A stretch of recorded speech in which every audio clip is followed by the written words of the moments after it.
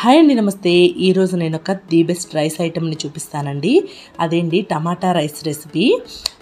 క్విక్గా lunch box చేయాలి అన్నా, క్విక్గా లంచ్ ప్రిపేర్ చేయాలన్నా, డిన్నర్ ప్రిపేర్ చేయాలన్నా, బ్రేక్ఫాస్ట్ చేయాలన్నా దేనికైనా పర్ఫెక్ట్గా సెట్ అవుతుందండి.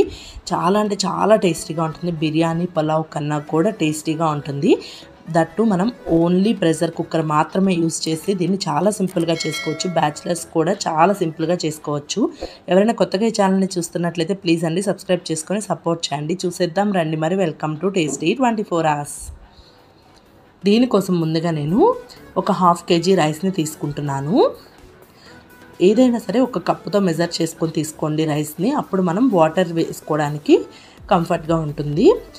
ఈ రైస్ మొత్తాన్ని నేను వాష్ చేసుకొని వాటర్ పట్టేసుకొని పక్కకు పెట్టుకున్నాను.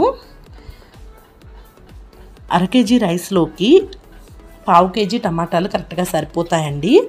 బాగా పండుగా ఉన్న టమాటాలను తీసుకొని ముక్కలుగా కట్ చేసి మిక్సీ జార్లోకి యాడ్ చేసుకొని ఇలా టమాటా ప్యూరీ లాగా చేసుకొని పక్కకు పెట్టుకోండి. అలాగే ఒక పెద్ద సైజు టమాటాని ఇలా స్లైసెస్ లాగా కట్ చేసుకొని పక్కకు పెట్టుకోండి.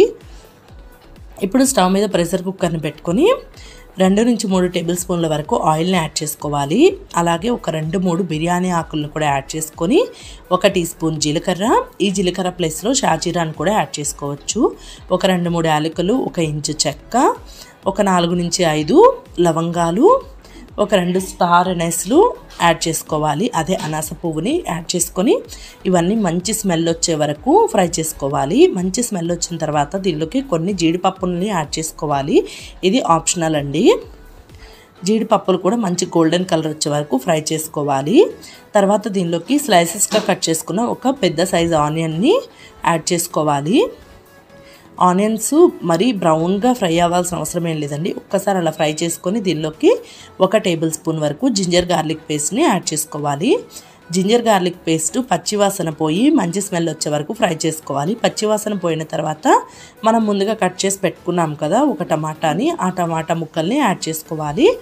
అలాగే మిక్సీ పట్టుకొని పెట్టుకున్నాం కదా టమాటా ప్యూరీని, దాన్ని కూడా యాడ్ చేసుకోవాలి. ఇక్కడే మనము రైస్కి మొత్తానికి సరిపడా టేస్ట్కి సరిపడా సాల్ట్ని యాడ్ చేసుకోవాలి.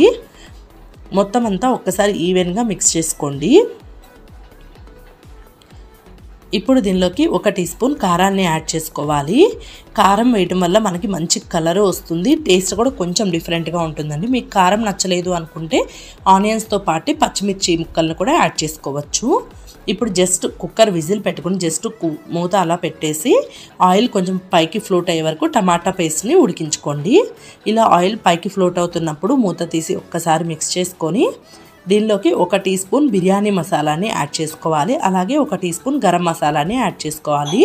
ఈ రెండింటిని మాత్రం స్కిప్ చేయకండి. వీటి వల్ల మనకి చాలా మంచి ఫ్లేవర్ వస్తుంది. ఒక్కసారి ఈవెన్గా మిక్స్ చేసుకొని మనం ముందుగా వాష్ చేసుకొని పెట్టుకున్నాం కదా రైస్, ఆ రైస్ మొత్తాన్ని ఈ టమాటా పేస్ట్లోకి యాడ్ చేసుకొని రైస్ మొత్తానికి ఈ టమాటా పేస్ట్ పట్టేలాగా కలుపుకోవాలి. ఇలా రైస్ మొత్తానికి పట్టేలాగా కలుపుకోవాలి. ఇప్పుడు మనం ఏ కప్పుతో అయితే రైస్ని తీసుకున్నామో ఆ కప్పుతో 1:2 క్వాంటిటీ అండి. అంటే 1 కప్పు రైస్కి 2 కప్పుల వాటర్ని యాడ్ చేయాలి.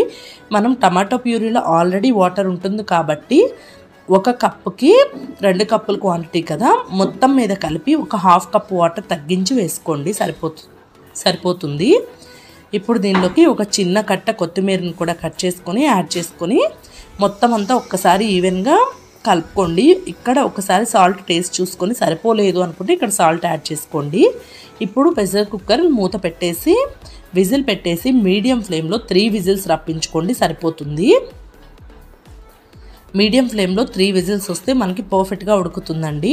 హై ఫ్లేమ్లో మాత్రం పెట్టకండి, మీడియం ఫ్లేమ్లో మాత్రమే కుక్ చేసుకోవాలి.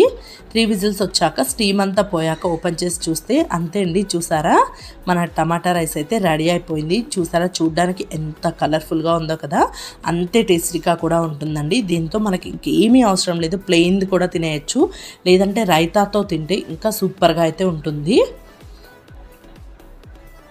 అంతే అండి, ఎంతో సింపుల్గా మనకి tomato rice only pressure cooker use చేసుకొని చాలా ఈజీగా చేసుకోవచ్చు. క్విక్గా చేసుకోవాలి అనుకున్నప్పుడు ది బెస్ట్ రెసిపీ అండి. అంతే టేస్టీగా ఉంటుంది. పిల్లల నుంచి పెద్దవాళ్ళ వరకు అందరికీ నచ్చేస్తుంది. ఈవెన్ బ్యాచిలర్స్ కూడా చాలా సింపుల్గా చేసుకునే రెసిపీ అండి. సో తప్పకుండా ఈ రెసిపీని మీరు ట్రై చేసి మీకు ఎలా కుదిరిందో కామెంట్ సెక్షన్లో అయితే షేర్ చేసుకోండి. వీడియో నచ్చితే లైక్ చేయండి. ఇలాంటి మరెన్నో వీడియోస్ కోసం ప్లీజ్ అండి సబ్స్క్రైబ్ చేసుకొని సపోర్ట్ చేయండి. Thank you for watching.